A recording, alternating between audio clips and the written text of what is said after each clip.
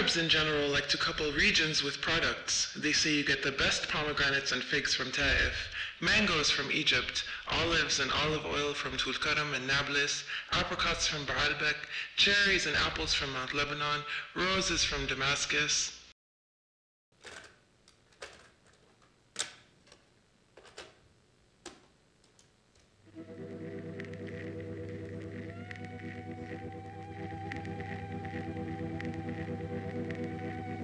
The weather was cold and the gallery was not heated. Actually, the gallery was pretty primitive. I just moved into the space which had been my father's bookbinding shop after losing the lease on my previous gallery space on the then prestigious Salahuddin Street in East Jerusalem, the main business thoroughfare in the city. The Newgate area inside the old city, where my father's shop was located, was somehow out of the way. It is a quiet part of town that functions mainly as an access route for people living in the northwestern part of the old city. Facing the dilemma of losing the lease, hence losing the gallery space, yet at the same time having finally nailed down Muna's commitment to a visit and an exhibition, I had to come up with a working solution with the little money I had. I had long ago realized that renting another space in a prominent location would not be possible. So my father's shop was the only solution. Yet the shop was full of stuff from my father's closed business, and it was in a very poor condition. With the few resources I had, all I could do was to clean up the space as much as possible and convince myself that the charm of the old city would compensate for the new gallery's shortcomings. This turned out to be absolutely true.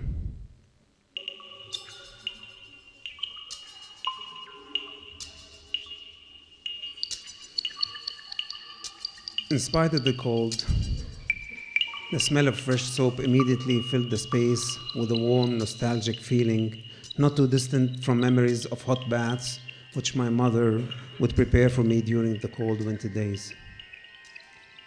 Piece by piece, the map made of soap gradually filled the center space of the gallery, and as the bigger picture started to materialize, it suddenly dawned on us that what seemed so delicate and pure at the same time now carried some kind of a disturbing feel to it, as if something unnatural has surfaced on the skin of the soap.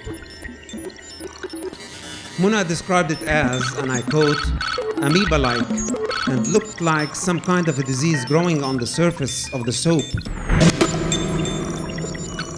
So, what had previously alluded to cleansing and purity has now become hideous and untouchable.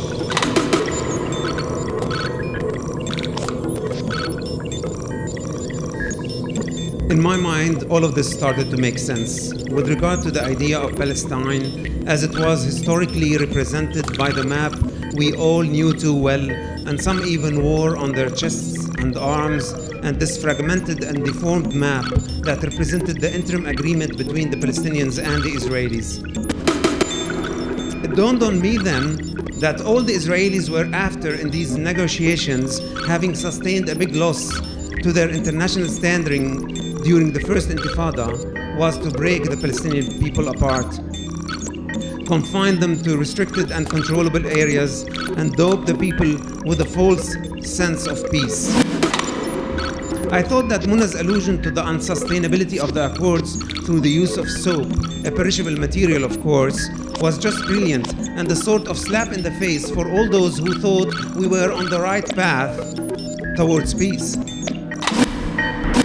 When Muna was then asked during the opening of the exhibition about her opinion on the Oslo Accords and the map, she answered, and I am paraphrasing here, "With this soap, I wash my hands of this matter."